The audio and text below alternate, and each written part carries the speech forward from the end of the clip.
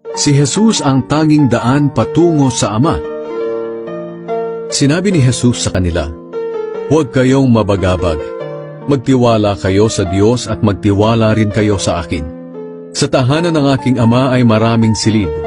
Pupunta ako roon para ipaghanda kayo ng lugar. Hindi ko ito sasabihin kung hindi ito totoo.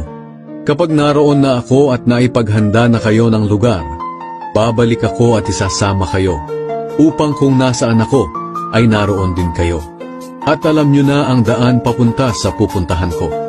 Sinabi ni Tomas sa kanya, "Panginoon, hindi po namin alam kung saan kayo pupunta. Paano po namin malalaman ang daan?" Sumagot si Jesus, "Ako ang daan, ang katotohanan, at ang buhay.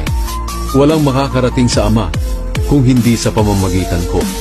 Kung kilala nyo ako, kilala nyo na rin ang aking Ama. At ngayon